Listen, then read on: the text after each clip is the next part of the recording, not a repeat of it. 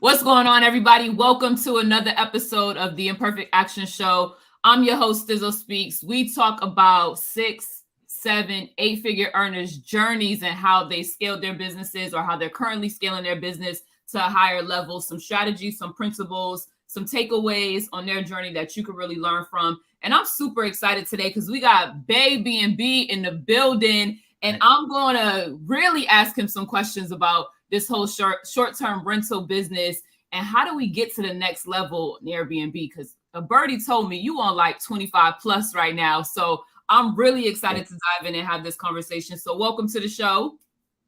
Absolutely. Thank you for having me. I appreciate it. I'm excited, I'm saying, to talk about short-term rental and just excited to be on y'all show as well. Absolutely. Happy to have you here. So tell us, where are you from? And then how did you get started, one, on your entrepreneurship journey, and then selecting short-term rentals and Airbnb as a space you wanted to move into? Yeah. So I'm stationed in Atlanta. I've been in Atlanta like all of my adult life. I'm originally from West Baltimore. Shout out to Baltimore. And but I moved into the space in 2018. Like, this is my 5th year doing Airbnb full time. I really just kind of fell into it. I got blessed. My hairstylist, she told me about Airbnb and how I could make $200 in one night. And before I got into the Airbnb space, let me backtrack a little bit. I was a teacher. So I was a teacher. I was essentially making about $30,000, $40,000 a year, nothing to brag about. But I was living comfortably. I had just completed college. And like I said, my hairstylist told me about Airbnb during the summertime. So teachers don't teach during the summer, but we still get paid.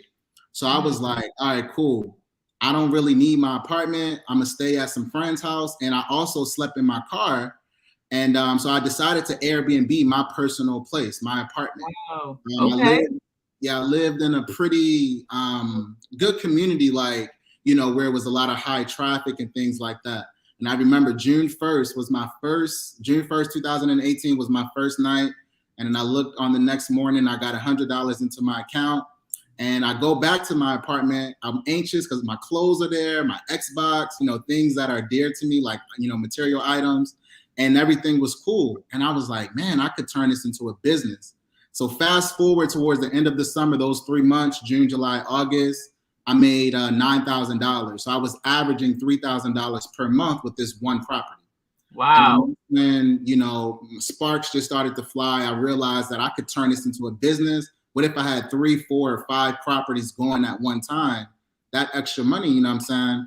So I wound up getting fired from my job in October. And then that's when I went, full blaze into the business. I've been doing it ever since. Nice. I'm like, did you get fired or did you want to get out? Right? Because you make $9,000. You're like, probably the light bulbs were going off left and right. Right. Wow, that's incredible. So one, you had to take imperfect action to say you wanted to even give up your place and your space to someone else that you essentially don't know, right? Because you rent out to strangers and then leaving your property in the apartment. And so you slept literally in your car for the 3 months or with friends, just in other places, just to I was primarily in my car because I wanted to be close to where my apartment was. So if anything happened, I remember we have a train station. It's called MARTA. There's a MARTA station right next to my train. I slept in the parking lot right in my car. And I would go to friend's house sometimes, maybe if I had like somebody stay like 4 days or something. If I was dating somebody at the time, they would let me spend a night at their house. But yeah, for the most part, I was in my car. That was my space. You know what I'm saying? And I did that for a minute, like for 2 years. So I was in my car for a minute. That was part of the sacrifice that I had to make. Right. And so fast forward, getting into the game, getting your skin thicker and getting more than one property. Like, was there a set amount of money you had to save in order to get the properties? Or like, talk to us about that process. What was like the second, third unit? Like, how did that work? Where did you get the money from and how did you find the properties? Yeah, that's a good question. So just to kind of backtrack. So I said that I was Airbnb my particular place. Now, for folks who don't know, that's considered a violation of my lease. So I am violating my lease by subletting my home. That can get you kicked out of your apartment immediately.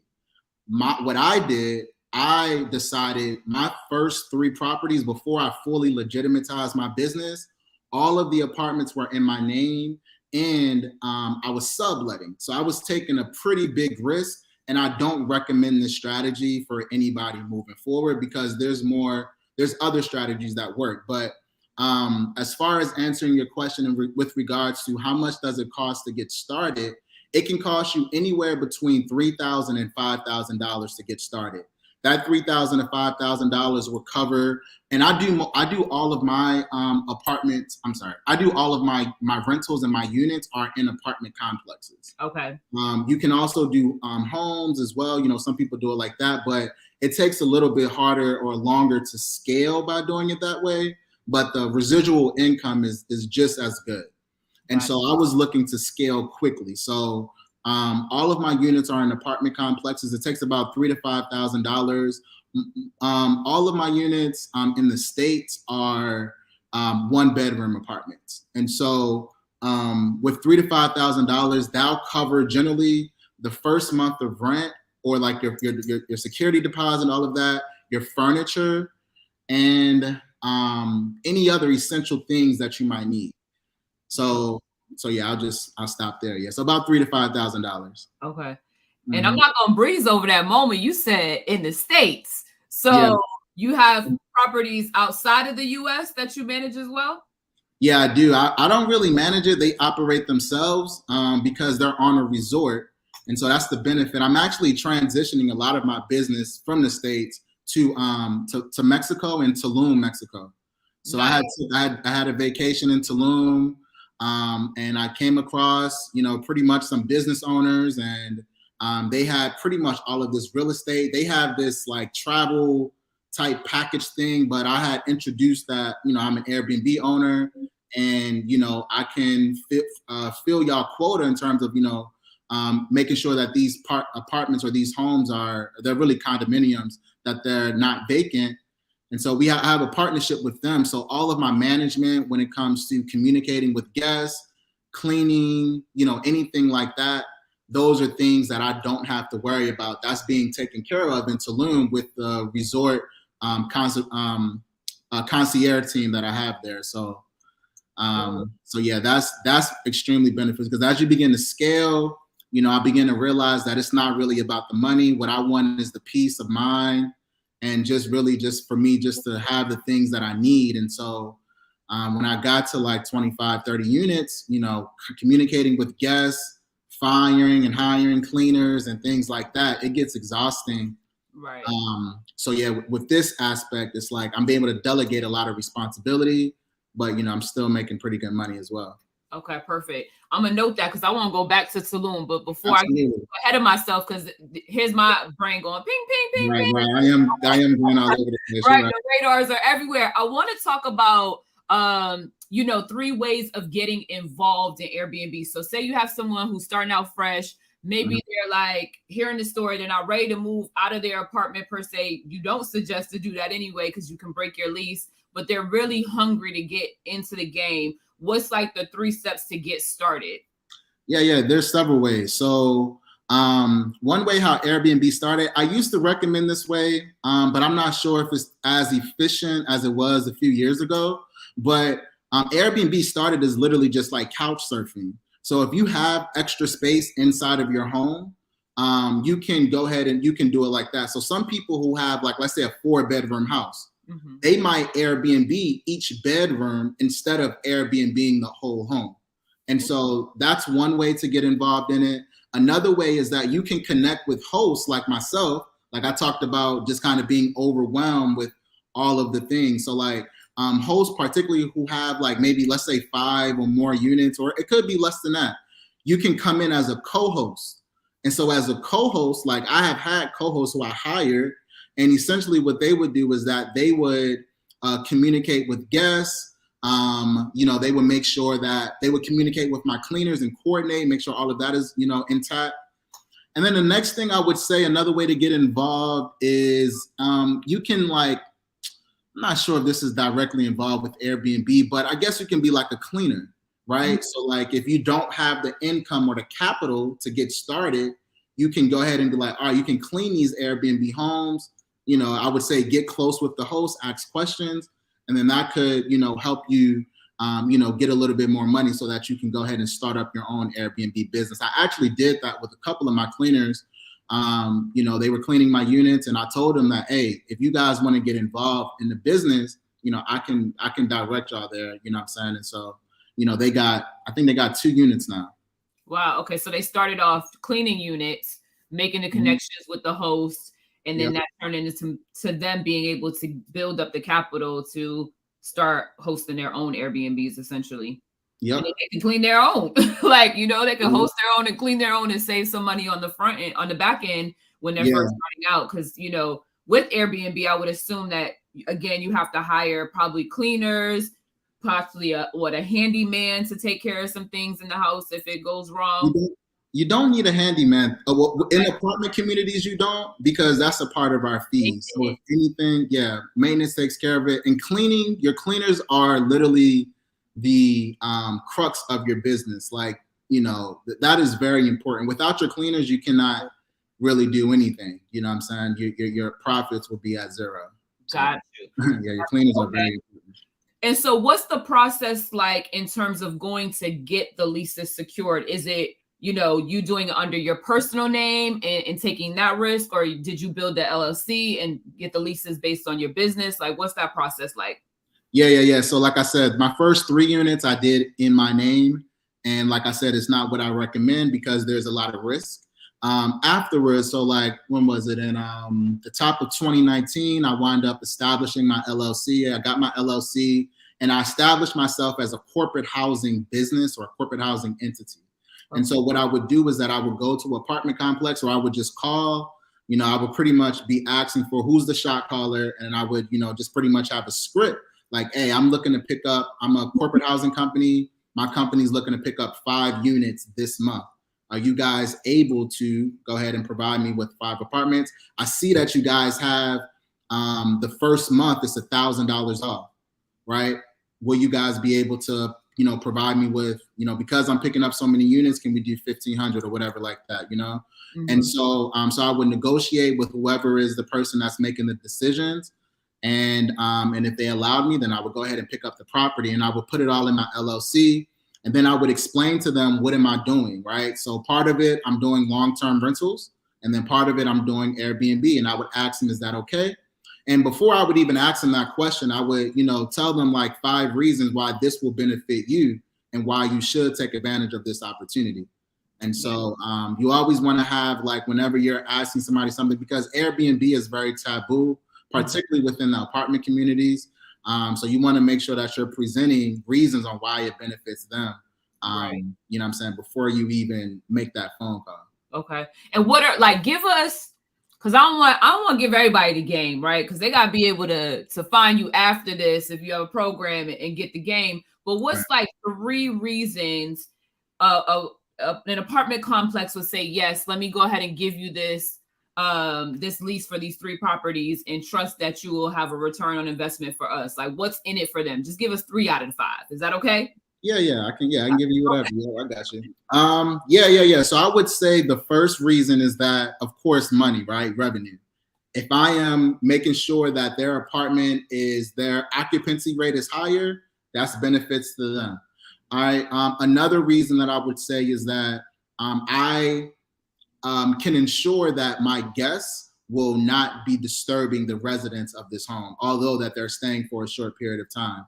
I have security systems in place to ensure that it regulates noise. I get notifications on my phone if the decibel level reaches this clip. I have a Ring door camera outside of my apartment so I can see who's coming in and who's coming out. And so along with you guys, you know, receiving extra money and the occupancy rate being high, but I also can ensure that the apartment will be kept safe. And the last thing that I would say is that that I would present to them is that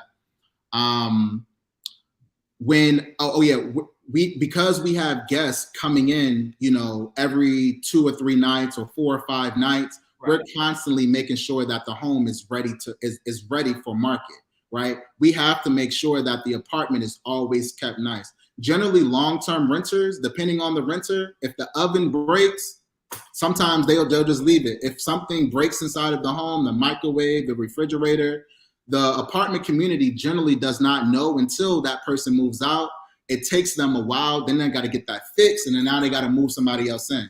Once I move out of my apartments, it's ready to go to the next person. You don't have to worry about those types of things. So, that's a benefit to an apartment complex that most Airbnb hosts wouldn't think about. Yeah, I didn't even think of that. My brain actually, because again, this is our subconscious mind, and it wants to trick us into why won't it work sometimes. We work through that. But I went automatically to, okay, if I have in and out, how would I feel about that as an apartment owner? But you make a good point in saying, like, if you think about somebody who's in a position in an apartment for a long time, when they leave, you got to patch the ceiling because they don't hung up a few things. Yeah. You got to like get the grease off of the back of the stove or maybe by the microwave. So that's a really, really good point. So if y'all didn't catch that, you might have to rewind this and go back and write those notes down. Hopefully you're already taking notes because note takers are money makers, but that's really key. And it's more so about being able to sell yourself into the position in addition to wanting to make the revenue as a result of being in these places. So that's super dope. And then where does someone look for properties in order to make sure they're maxing out on their potential revenue, right? Because there's some places that I would assume are not really ideal for Airbnb. Maybe there's not a lot of foot traffic or travel. Like, what's your thoughts on that? Yeah. So a quick way of just figuring out is like, where are hotels? If there's a hotel right there, then there's probably going to be traffic. A hotel might have, let's say, 200 doors. You're just opening up one Airbnb, and if you open next to that hotel or in proximity to that hotel, I'm pretty sure you can get one person to come into your house, whatever how many people you need to come in to have a high occupancy rate. So that's a quick way of figuring out where are hotels at. You know what I'm saying? If it's a hotel there, then likely you can have an Airbnb business there. I would also say, like, generally where I would look, like, I'll use other analytic sites like AirDNA. So it's AirDNA. And so AirDNA is a good site where they pretty much do all of the analytics, where they can tell you a place that has like, that's a really good place to put an Airbnb. It'll tell you what the nightly rate is and potentially how much a 1, 2, or 3 bedroom apartment or home can make if you decided to go within that market. So that's a good place to use as well.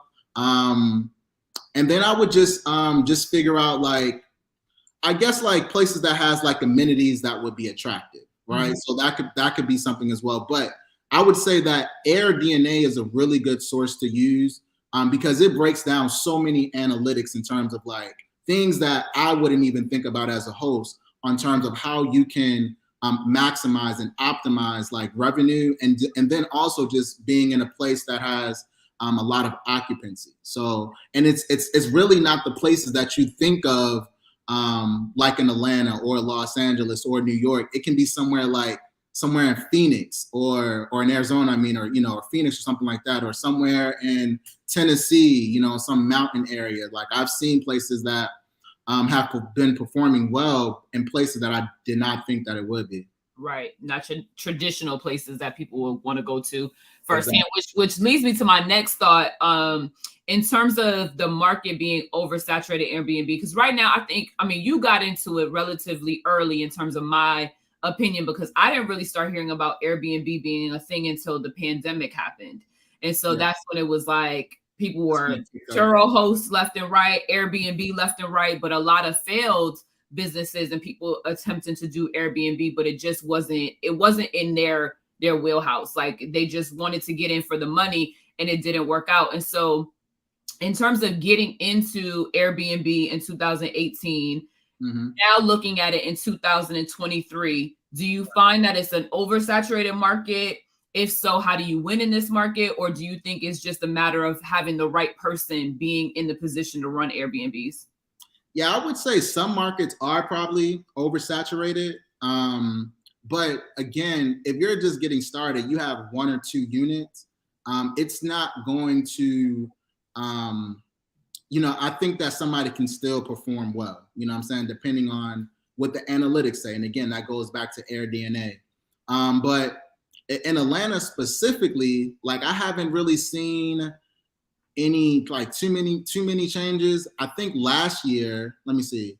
No, not last year. 2021. I remember during the winter time, I was shaking a little bit. It was shifting, and I didn't know what was going on because I hadn't performed that low ever. With all the units that I have. So like my performance wasn't doing as good as it was last year because each year I'm generally like outperform better and better. So it was like very stagnant, and in some months it was going down. But yeah, I mean, I think that a lot of folks are, like you said, it was a big wave that happened in 2020, and a lot of those folks are not on the platform anymore. So that might have been a change with with just the market being saturated or not. But if you're just coming in with 1 or 2 units, I think that you can come in. I think it's important to ensure that you just have systems in place. Like you said, people come in and they know how to design the apartment, but they don't have a security system in terms of to ensure that something doesn't happen. You know what I mean? Something doesn't break or something doesn't get damaged. Right. So it's important to have those systems in place. Like your cleaners, you need to have a security apparatus. Like I said, I have a noise monitor in all of my apartments. I have a Ring door camera outside of all of my apartments so I can see who's coming in and out. I can see how loud it is in the home. Like I said, you want to have a cleaner. You might want to have a management team. You might want to have a backup cleaner just in case. A maintenance person, if you need something to be taken care of quickly, and sometimes dealing with apartments, they'll get to it like the next day, or it might take them 2 or 3 days to get to something. So you just want to have those systems in place. And then you just want to make sure you're on the up and up with everything. So establishing your LLC, which is really easy. You can go to Zoom. They'll do it for you. It's about $200 or $300, which is you'll get that investment back within the first 2 months within your Airbnb. So you want to have those systems in place, and that's really important, before getting started in any business that you go into. Right. The noise thing, that's different. I worry about the cameras, right? So yeah. I'm the type of person where if I travel, I'd rather stay in a hotel only because, I mean, it's partially my mom. I put it partially on her, but she always would freak me out being like, you don't know where people have cameras in their house. So I'm now where I'm going in there. I don't know what I'm getting on Amazon to kind of detect the whole house. So when you say noise control, I'm like, wow, there's so many things. So I'm assuming within probably your posting or your listing, like you would have to put that information and people would have to agree to sign on to that, right? Like what's the legal parameters for something in that situation? Yeah, well, with a camera, you cannot, if a renter, no matter what platform it is on or whatever, if a renter has a camera in the home, that's illegal. That's like literally jail time. You know what I mean? So that's not a risk that I'm willing to take on some property inside of my house. But the noise monitor, what that does is that it doesn't pick up any conversations. It literally just measures the decibels within inside of the home. So once a certain decibel level is reached, I'll literally get a notification on my phone. And so the first thing that I'll do is I'll check my Ring camera. Okay, how many people are coming inside and out? Okay, maybe they just have the TV loud. Maybe they just have some music on or whatever like that. And then I'll send like an automated message to say, hey, can you keep it down? This is not like that type of thing. You know what I'm saying? Just bring it down because my noise monitor went off. But yeah, I disclose all of that information. It's on my listing page. So, my guests have the opportunity to read and see that before booking with me. But yeah, that is essential. Like, if anybody had a problem with that, I wouldn't want to host them anyway. You know what I mean? Because I'm not spying on them. I'm literally just protecting my property, and I should have a right to do that because it's my business, it's my livelihood. So, I got to make sure that everything is cool. Right. Totally. And so what's the sort of, give us like the craziest story or the biggest risk you experienced. You're laughing. You're like, I got one right on top of my head probably. I stayed in the Airbnb in Atlanta. It was a house. And the second day we were there, the power went out in the entire neighborhood. And I get it. That's one of the things, like, you can't control that as a landlord. There's only so much you can do. Yeah. But as a guest, I was like super tight because we literally couldn't make any food. We couldn't get dressed in the apartment like comfortably to go out. So it was like a disaster. And, of course, I'm like, this is why I stay in a hotel. But like, what's kind of one of your risk moments that you had to take, and how did you pivot from that to just make it work and become the super host? Because I don't want to discount the fact that you're a super host. I just see that on your profile. So kudos to you. I appreciate it. Yeah, I mean, now this situation happened, I was well into the business. So like this was probably like year 4. So I guess maybe last year, maybe at the top of last year, I think maybe. But yeah, I had a squatter. You know what I'm saying? She just had some things. It was this white woman. She had some things going on. I posted it on my page, but you know what I'm saying? So she was paying me, like I had decided to book with her off of the Airbnb platform, you know, just to, you know, to avoid any taxes and fees and things like that. But we essentially had like a mini contract, you know? And so, you know, she was scheduled to check out. I told her when I was arriving. And so when I get there, she's like in the shower, or she's like getting ready or doing something with her hair. And I'm like, all right, cool. I was with my partner at the time because I wanted to be with the woman, and I wanted to be somebody else just to make sure that nothing, you know, crazy happens. So my ex, she was recording, and yeah, the guest just said that she wasn't about to leave. Like, she's like, I'm not leaving, you know what I mean? And I'm like, you know, so things just escalated in a sense, you know, nothing crazy, but I had to like remove her stuff out. So I threw her stuff out in the hallway, and I had to call the police, and the police had to like, you know, when the police came, you know, she turned into a Karen. She telling them that I hit her. And I'm like, yo, we got the whole thing recorded, you know? So, I mean, you know what I'm saying? Like, I ain't really trying to make fun of it, because I know people go through things, man. Like, you know, the world that we live in is very exhausting, and you know what I'm saying? We got a lot of things going on, but you know, that was extremely frustrating. And I was there for about 6 hours just dealing with that.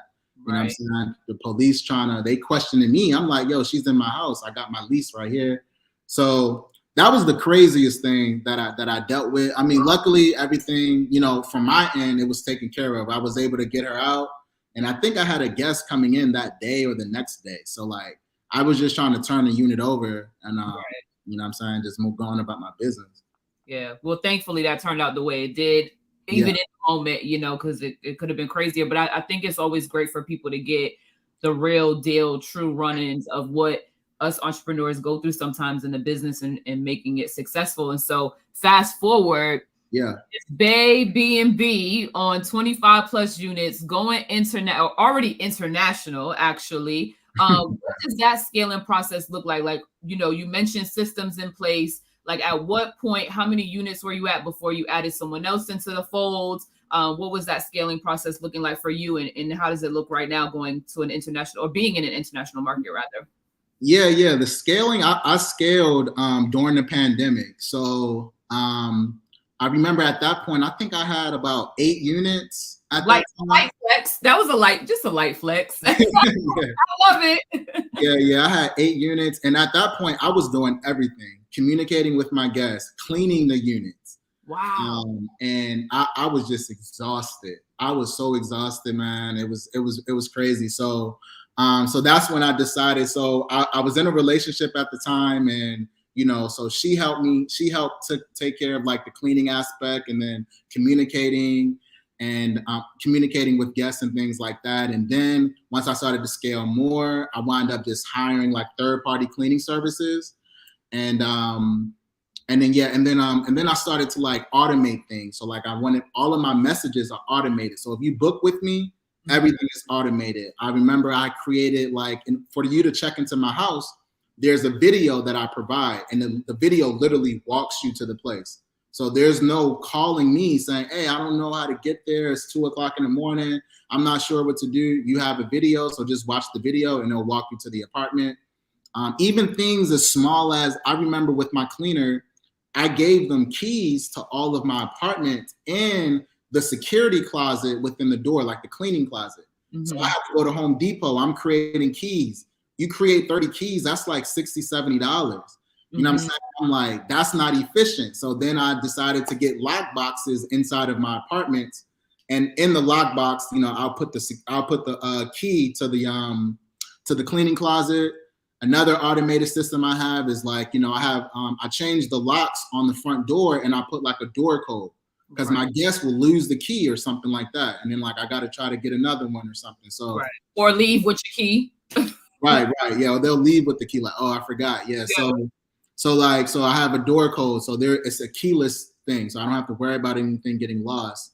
So like, those are things that I had to learn that I wasn't doing before. But as I started to scale, I was able to implement those practices, and it just made everything a lot smoother. I'm less stressed, and everything is pretty much running smoothly. So nice. And then internationally, how do you get your leads for your international business? Is it just people who are already going to this resort? Like, what does that process look like? Yeah. So it's like it is a resort. It's really like a condo community. But so like, I post the Airbnb I post the condo on Airbnb, just like I do my other units. And Airbnb has an algorithm in terms of like, who are they going to promote at the top and things like that. A lot of those things is contingent upon how long have you been a host? Are you a super host? And I guess maybe what does the home look like? Is it a beautiful home that they want to push to the top? So yeah. So I use Airbnb, to get my leads with that. I also like, specifically with the condos in Mexico, I use like VRBO. And VRBO outsources it to like Expedia and other like websites. So that helps out as well. Okay. So it sounds like pretty much with Airbnb and short-term rentals, the marketing aspect of it is not really at your hands. Like, it's kind of Airbnb does its thing. Is that fair? Yeah. The customer acquisition cost is very, very low. So like, that's like it's probably only 3%. You know what I mean? So for every $100, I pay Airbnb $3. And so yeah, that's a low customer acquisition cost. And like I said, it's really based off of like how well your home is and how long you've been in it. But yeah, if those things are good, then you'll get boosted up on the algorithm. I like it. And I'll promote it. Okay. So for someone who's currently an Airbnb host, maybe they have a few units, but they definitely want to scale. They want to get on that algorithm. They want to make sure they're top of the top, super host. What are 3 tips that you can give them to acquire that status of super host and get more bookings to essentially add more revenue?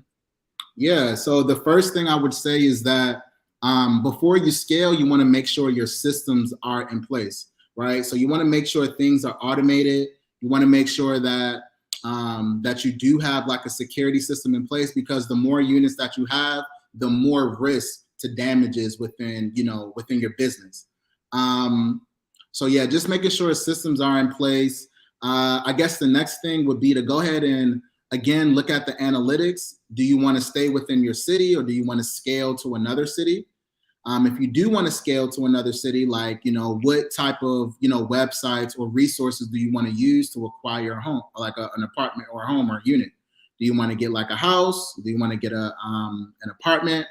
So, yeah, I would definitely say, those are the things that you're going to want to do, because the hardest part is really just managing, like, once things start to scale.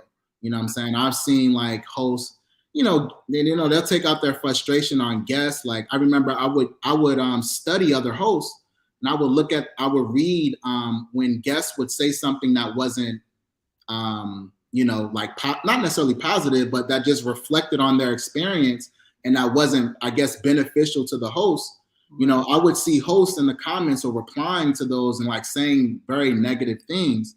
And, I can tell that was indicative because of their frustrations, and then probably just didn't know how to like set up their business, in the right way. So scaling is really difficult in any business. And so before you do that, you got to have your systems in place first. And so, it was those systems that I just spoke about. For sure. Because it gives you more time. You got more time. You can check out more units. You can do some more research. You can be on AirDNA. Systems are really the key when it comes to scaling any business. So I definitely agree with that. And then understanding customer service. Like, at the end of the day, your guest has to come first, and you have to make them feel like they're winning. So I have a huge background in management and leadership in a retail environment. So I would always train my managers, give people options. because even if you know your answer has to be no or you can't do it, if you present them with an option and they select, they feel like they won. So definitely customer service has to come first in the Airbnb, and keep them clean. So I like that you added that in there. So talk to us. What is it currently that you're offering? How can someone work with Baybnb to learn more about this business and be able to max out in short-term rentals and get to the next level? Yeah. So what I can definitely offer is you can hit me up on my Instagram. So it's pretty much Baybnb. So just at Baybnb. And I can offer a consultation. I honestly feel like that's the best source that I have. I also have a website as well where you can get information with regards to seeing the steps and things that you need to take. I provide pretty much like a one-sheeter that will outline items that you might need, where you can get these items, and approximately how much everything costs. So earlier on this podcast, I talked about anywhere between $3,000 and $5,000 to get started. And so I know some of you guys are thinking like, well, what is that? And so on that one sheeter, I can outline that. But I would definitely advise for folks to go ahead and schedule a consultation with me. And, we can speak for an hour. And in those consultations, what we're going to do is that we're going to create a game plan that's specific to you. And so that how we can reach whatever that you need to reach. I've worked with over 70 people and who was getting started in Airbnb, who's already been involved in Airbnb. And many of them has, gotten to wherever they needed to be. So definitely hit me up on Baybnb on Instagram. Just hit me up in my messages. I always, get notifications on my phone and I'll reply back, as soon as I can. Perfect. Love that. Y'all heard it here first on the Imperfect Action Show. Baybnb, he was able to take his Airbnb business from renting out his own apartment and sleeping in his car to get this game, right? Which he doesn't recommend now. He started back in 2018. So y'all have to tap in with this man because he has 5 years, 19, okay, yes, I do my math now, y'all. Count my fingers still. 5 years of experience doing Airbnb. So through trials, tribulations, seeing the market change from 2018 to 2023, he can definitely hook you up with some recommendations, suggestions, and get you to the next level in this business. Baybnb, kudos, congrats to you again for scaling your business from 3 units to 25 plus being international. Like that's a big feat. And man, I'm just so proud of you as a black woman to a black man. Keep doing your thing. And we'll see y'all on the next episode of the Imperfect Action Show where we talk to 6, 7, 8 figure earners who are out here getting it. Let's go. All right. Peace. All right.